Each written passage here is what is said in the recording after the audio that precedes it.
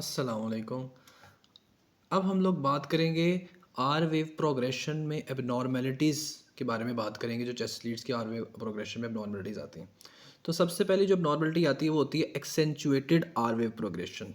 अब इसका क्या मतलब है? एक्सेंचुएटेड आर वेव प्रोग्रेशन का मतलब ये है कि जो आर वेव नॉर्मली हम लोगों ने बात की थी कि V1 से V6 की तरफ जाते हुए आर वेव इंक्रीज़ करती है, तो ये नॉर्मल ही है फिनोमेना। लेकिन अगर आर वेव एक नॉर्मल से ज़्यादा इंक्रीज़ कर जाए तो उसको हम लोग कहते हैं एक्सेंचुएटेड आर वेव प्रोग्रेशन।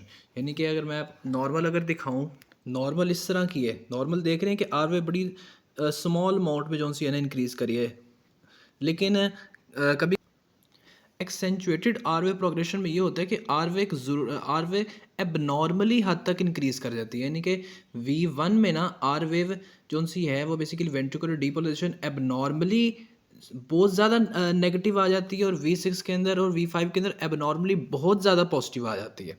इसका मतलब क्या है कि जो हमारे पास वेंट्रिकुलर डीपोलराइजेशन का जो वेक्टर है वो बड़ा ही स्ट्रॉन्ग है और लेफ़्ट साइड पे डायरेक्टेड है।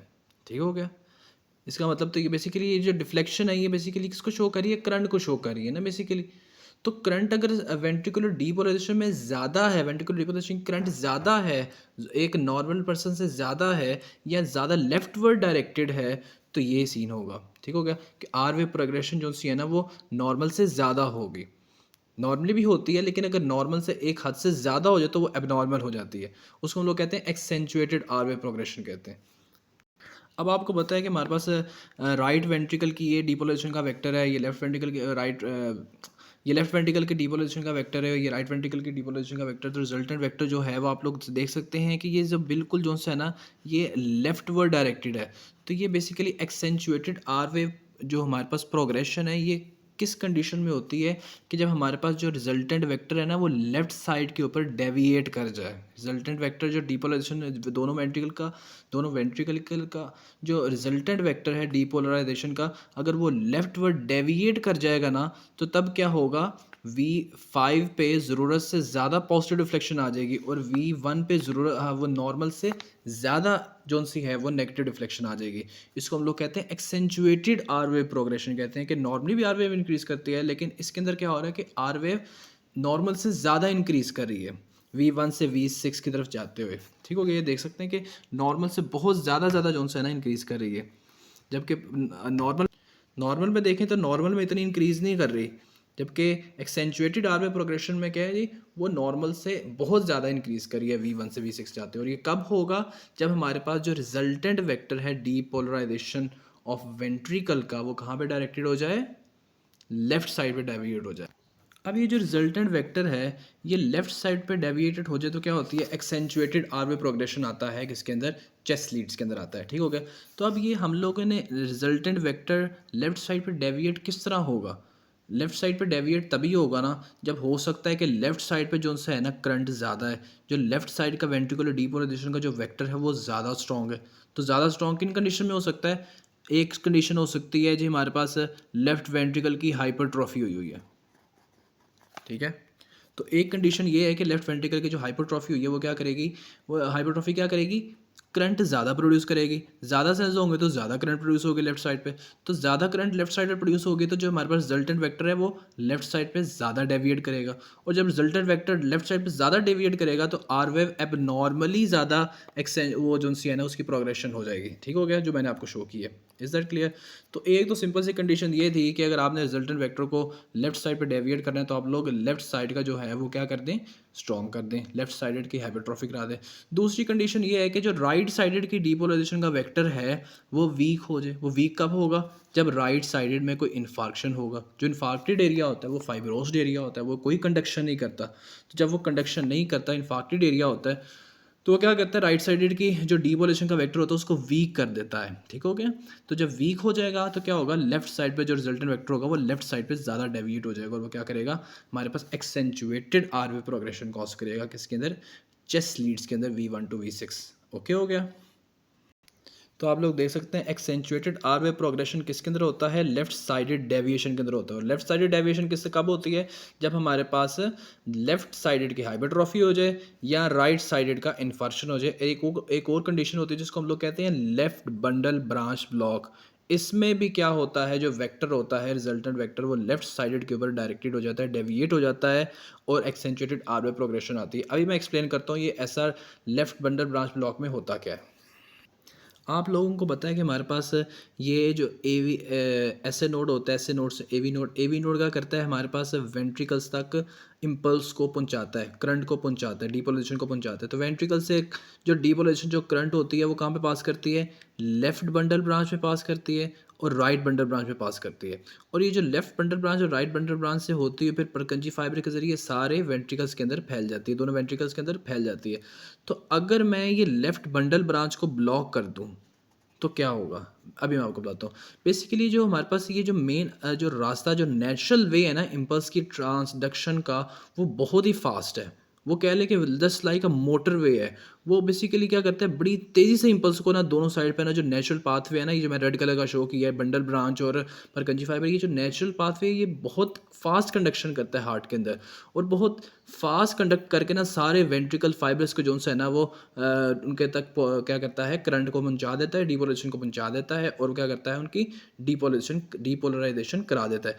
अगर तो हम लोग कह लें कि हमारे पास लेफ्ट बंडल ब्रांच ब्लॉक हो जाए तो क्या होगा, हमारे पास इम्पल्स को मसल टू मसल ट्रेवल करके जाना पड़ेगा।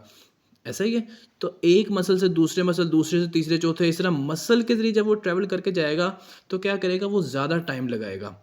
यानी कि अगर हमारे पास लेफ्ट साइड में हम लोगों ने बंडल ब्रांच ब्लॉक कर दी तो बेसिकली जो हमारे पास वेव ऑफ डीपोलराइजेशन है वो नेचुरल पाथवे से नहीं जा रही है, अब वो जा रही है मसल टू मसल। जो मसल टू मसल जाएगी तो उसकी स्पीड क्या होगी, स्लो हो जाएगी। ठीक हो गया।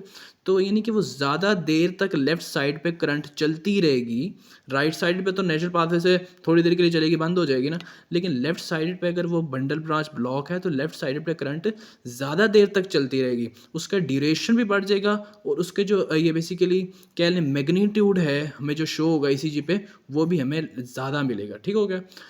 तो ये होता है कि अगर हमारे पास लेफ्ट बंडल ब्रांच ब्लॉक हो जाए तो इम्पल्स जो है ना वो एबनॉर्मल वे, यानी कि जो मसल टू मसल जाएगी तो ज़्यादा टाइम लगाएगी लेफ्ट साइड पे जाने के लिए, और ज़्यादा टाइम लगाएगी तो ज़्यादा जो रिजल्टेंट वेक्टर होगा वो वेंट्रिकुलर डीपोलराइजेशन का, वो कहाँ पे डायरेक्टेड हो जाएगा, लेफ्ट साइड पे डायरेक्टेड हो जाएगा। तो आपको पता है कि जब हमारे पास रिजल्टेंट वेक्टर लेफ्ट साइड पे ज़्यादा डायरेक्टेड हो जाए तो क्या होती है, हमारे पास एक्सेंचुएटेड आर वेव प्रोग्रेशन होती है। ओके हो गया।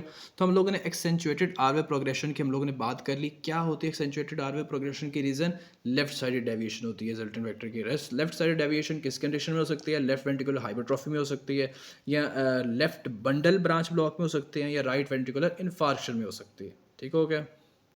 अब हम एक और एबनॉर्मेलिटी डिस्कस करने जा रहे हैं, ये है जी रिवर्स्ड आर वेव प्रोग्रेशन। यानी कि ये हम लोग नॉर्मली क्या होती है कि आर वेव V1 में क्या होती है, सबसे स्मॉल होती है, V2 V3 V4 V5 में इस तरह इंक्रीज करती जाती है।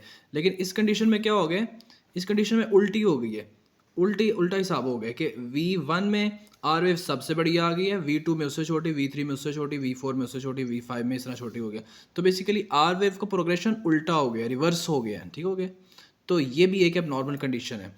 अभी आपको नॉर्मल दिखा, नॉर्मल में क्या हो रहा था कि आर वेव जो थी वो हम लोग V1 टू V6 जा रहे थे तो वो इंक्रीज़ कर रही थी, ये आर वेव है, पॉजिटिव डिफ्लेक्शन को आर वेव कहते हैं, तो ये इंक्रीज़ कर रही थी। लेकिन रिवर्स आर वेव प्रोग्रेशन में क्या होता है, V1 से V6 जब हम लोग जाते हैं तो आर वेव डिक्रीज़ करती है, या हम लोग कह सकते हैं कि ये ऑपोजिट डायरेक्शन में इंक्रीज़ करती है, रिवर्स इंक्रीज़ करती है।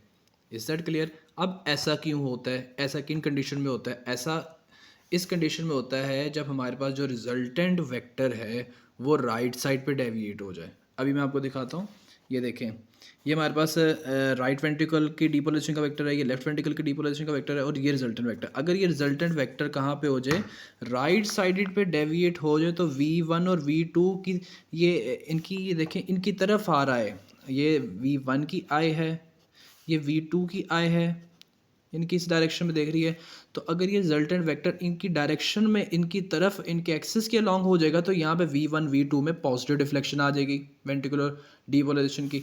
और V6 में देखें रिजल्टेंट वेक्टर ये बिल्कुल ऑपोजिट डायरेक्टेड हो गया, तो ये V6 में नेगेटिव, V5 में और V4 में नेगेटिव डिफ्लेक्शन आ जाएगी। तो ये basically reverse R wave progression कब होता है? रिवर्स आर वेव प्रोग्रेशन तब होता है जब हमारे पास जो वेंट्रिकल के डीपोलराइजेशन का वेक्टर है वो कहाँ पे डेविएट हो जाए? राइट वेंट्रिकल की तरफ डेविएट हो जाए। अब ये आपको आपने बिल्कुल जो सा ना आपने बताना है कि राइट वेंट्रिकल की तरफ डेविएट कब होगा? जब हमारे पास राइट वेंट्रिकल की हाइपरट्रॉफी हो जाएगी, जो बेसिकली आपको पता है कि रिजल्टेंट वेक्टर इन दोनों राइट वेंट्रिकल की डीपोलराइजेशन का और लेफ्ट वेंट्रिकल की डीपोलराइजेशन का रिजल्टेंट वेक्टर है। तो अगर राइट वेंट्रिकल की डीपोलराइजेशन स्ट्रांग हो गई है तो रिजल्टेंट वेक्टर राइट की तरफ डेविएट हो जाएगा। अब ये राइट वेंट्रिकल की डीपोलराइजेशन स्ट्रांग कब होगी? जब राइट वेंट्रिकल की हाइपरट्रॉफी हुई होगी। ठीक है, तो अगर एक कंडीशन ये है रिवर्स आर वेव प्रोग्रेशन की, राइट वेंट्रिकुलर हाइपरट्रॉफी।